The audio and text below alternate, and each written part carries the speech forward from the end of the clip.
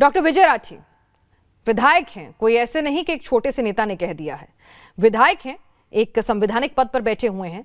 और हिंदू गर्दी, अगर मैं हिंदू को मुसलमान से रिप्लेस कर दूं तो क्या यह शब्द कहने की भी हिम्मत कोई कर पाएगा? हिंदू गर्दी ये है जो 65 लोग वह ऑक्सीजन की कमी से योगी आदित्यनाथ के क्षेत्र में जो बच्चे मृत्यु को प्राप्त हुए थे वो हिंदू ही थे, अगर आपको पता हो।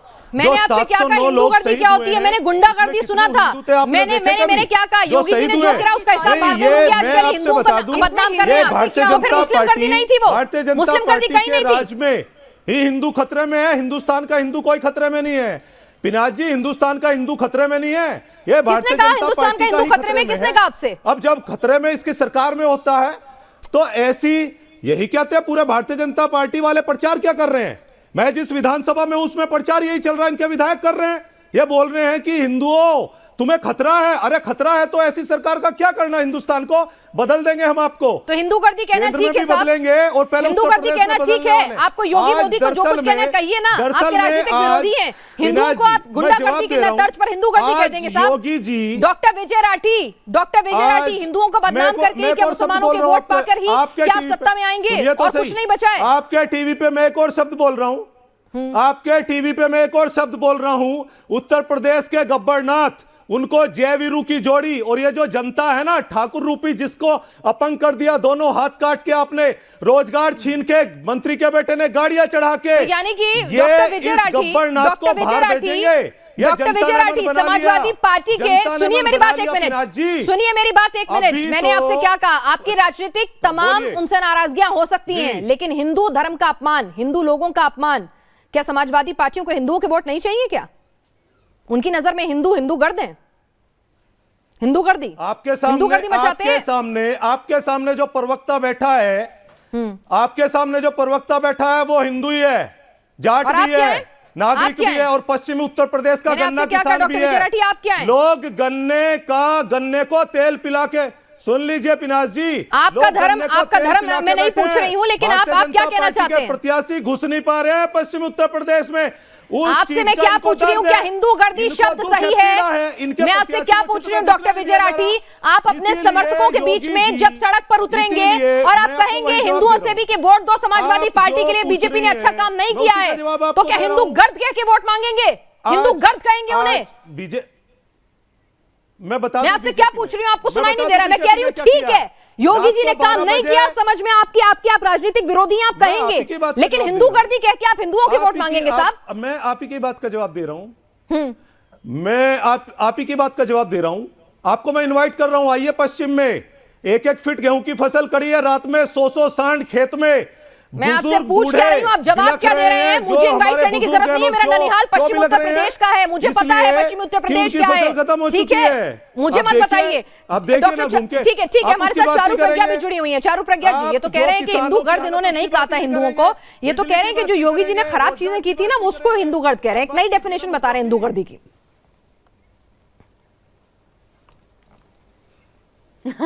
देखिए पिनाश जी, जब ये बोल रहे थे ना, मैं ये समझ नहीं पा रही थी कि मैं हंसूं इनकी बातों पर या मैं परेशान हूं कि हमारे देश का विपक्ष आज इस लेवल तक गिर गया है कि इनको ये समझ में नहीं आ रहा कि सरकार की नीतियों के खिलाफ बोलना और उसको इक्वेट करना हिंदुओं के खिलाफ बोलने से, ये भाई कहाँ की राजनीति है? मैंने तो ये आज तक सुना नहीं। अच्छा, मैं आपको नाम बताती हूँ, मैं आपको डायलॉग बताती हूँ। हिंदू गर्दी तो आज सुनी है आपने, कुछ दिन पहले आपने एक और डायलॉग सुना होगा, मेरठ के उम्मीदवार का डायलॉग आपको याद है? आदिल चौधरी ने कहा इंशाअल्लाह एक बार हमारी सरकार बन जाए, हम इनको छोड़ेंगे नहीं। ये किसके लिए बोली गई थी भाई बातें, मुझको बता दीजिए।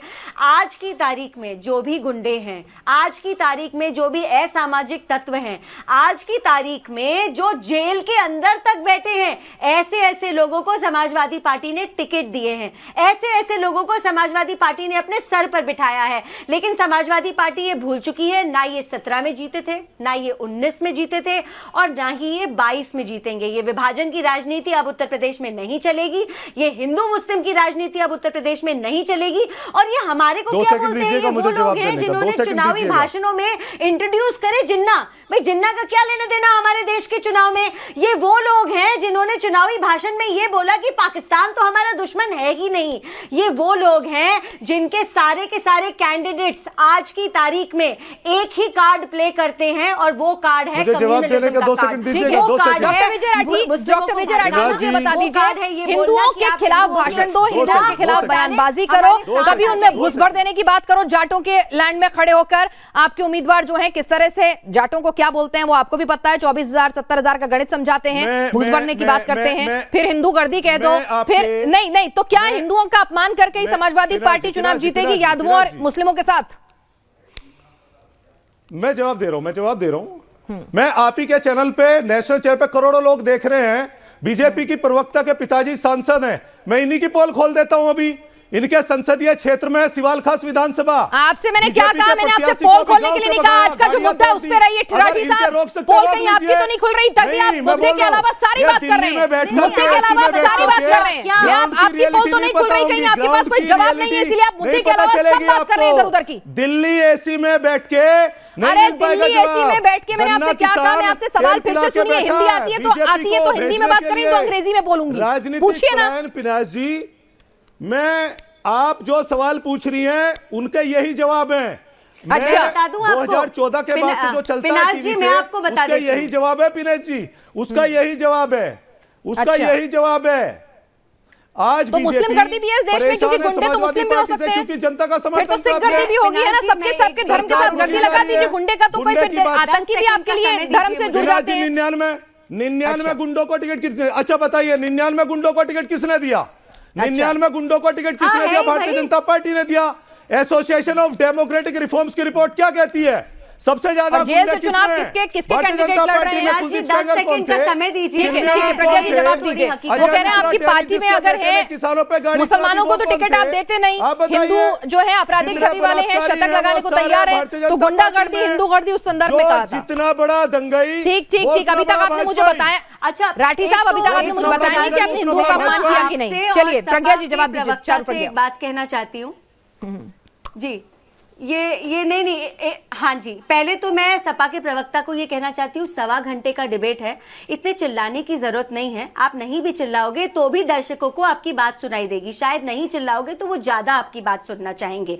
दूसरी बात ये है, अगर ये पश्चिमी उत्तर प्रदेश की बात करते हैं, मैं इनको बताती हूँ, इनकी राजनीति हो गई थी, चिल्लाने की ताकत है मुझ में, घर बैठे हुए थे। ये तो रहने वालों में चिल्ला सकता हूं, चिल्लाने की ताकत है, आप में काम करने की ताकत होती तो चुनाव हारते नहीं। अगर काम करने की ताकत होती तो आप चुनाव नहीं हारते, तो सिर्फ चिल्ला सकते हैं, इसीलिए बार-बार चुनाव हारते हैं। अभी भी मेरा सुझाव ले लीजिए, तथ्यों की बातें करिए, सच्चाई की बातें करिए, चिल्लाइए कम। देखिए आप समय मत वेस्ट करिए, घुसने के लिए तैयार नहीं है। ये फिर शुरू हो गए। अगर मैं सच्चाई बता रहा हूं,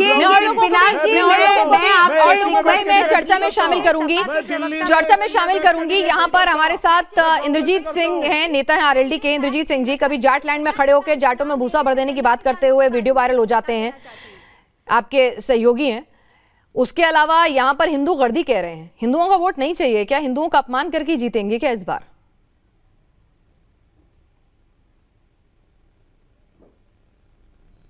नहीं, आपको मैडम जी कहाँ ऐसा लगा कि हम किसी हिंदू भाई का अनादर करना चाह रहे हैं? किन बातों से लगा आपको ऐसा?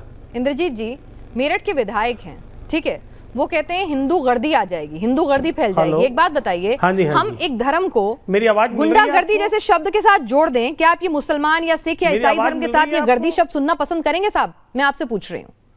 हेलो, मेरी आवाज मिल रही है? बिल्कुल मिल रही है। मैं इंद्रजीत जी आपसे पूछ रही हूँ, विनम्र निवेदन आपसे पूछ रही हूँ कि क्या कोई भी व्यक्ति अपने धर्म के साथ ये गर्दी शब्द को बर्दाश्त करेगा? आपको अच्छा लगेगा कोई सिख गर्दी कहे, जैसे हिंदू गर्दी कह दिया इन्होंने, अच्छा लगेगा आपको?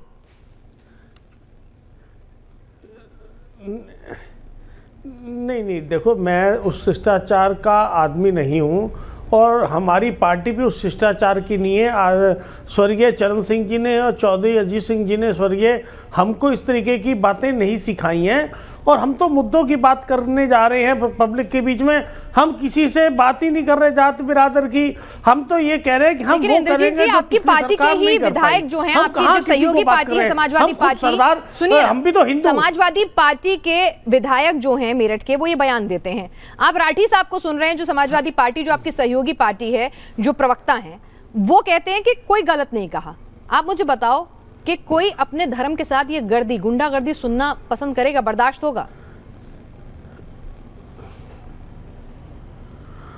नहीं, देखिए, सरकारें आती रहती हैं, जाती रहती हैं, अपनी जो मर्यादा जो है, मर्यादा का हमें पालन करना चाहिए।